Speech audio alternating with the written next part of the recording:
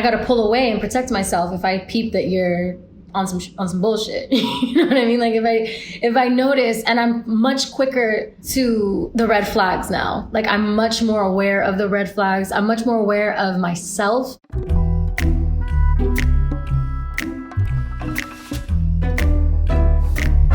I really, really wanted to give my fans music. I missed being able to give tangible art from me, because that's what I do. So I've been working on this music for like a couple years now. So just having something out and giving people something in the midst, regardless of in the midst, you know, I figured art is still something that people can use right now as a comfort. I didn't really question continuing it, but 50 Feet I think is also like coincidentally appropriate. Know me, I'm not here for any other bullshit. I see through it.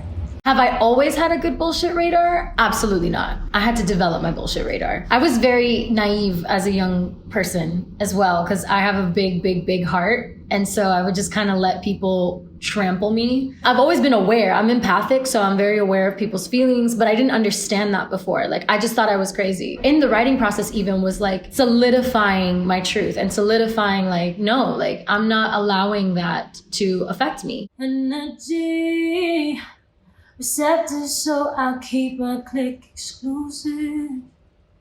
Gotta do it. My family is first and foremost in my clique. And then probably I have 2 best friends. When I say clique, I also mean just the people I allow around me. I'm not stingy with sharing my energy if I believe that you're like a dope person and I resonate with you. I'm pretty open and loving to anyone off bat, you know? Some people just ain't in touch, haven't really done much work, and only ever see the words. Oh.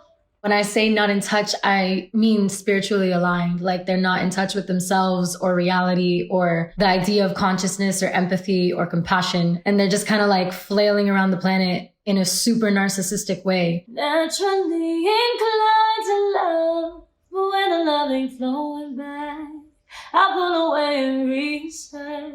Gotta protect me. I think this is another skill I've developed, is being able to know when I need to pull away from a situation. I was very codependent before, in that I felt like I needed to be of service at all times, and other people's feelings and comfortability was more important than my own. And I would sacrifice my own sanity a lot of times, and my own emotional well-being and my own physical well-being to please others and to make them happier than I was, because I thought that that's what love meant. But it's not. Like, self-sacrifice is not love. Love is taking care of yourself and showing up as your full, complete self so that you can give your overflow to another being. If the person that I'm involved with, whether it be a friendship, family member, a relationship, romantic, whatever, if they're not giving me back what I'm giving to them,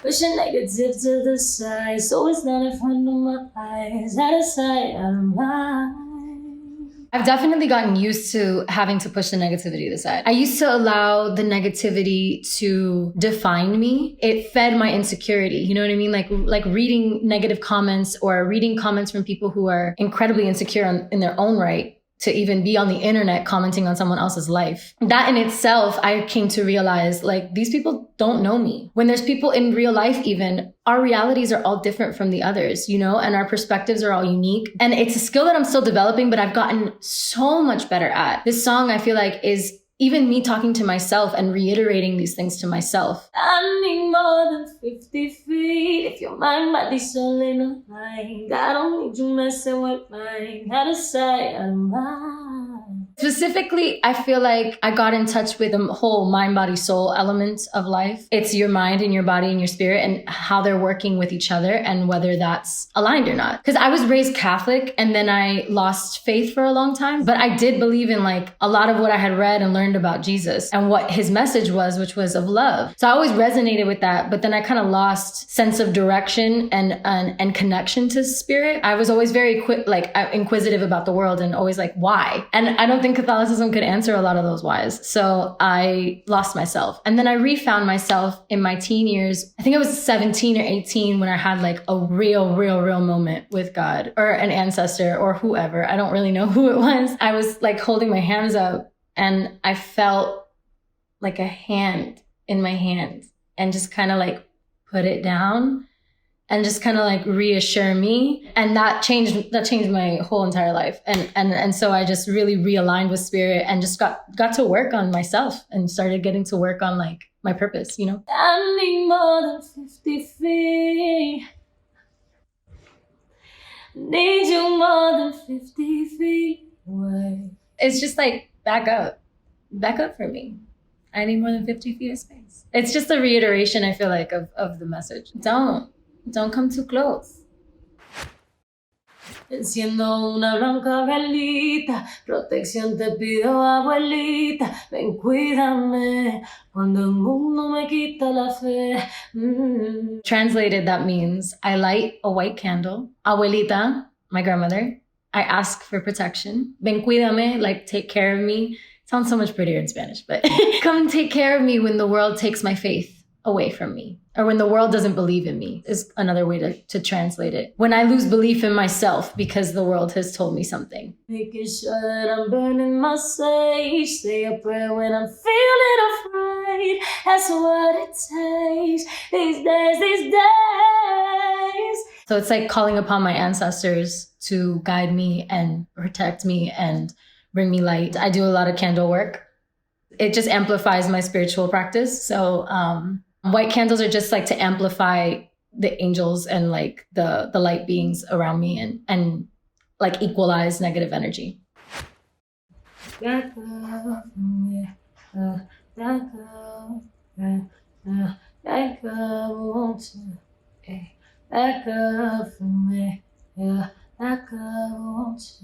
back up. I need more than 50 feet space.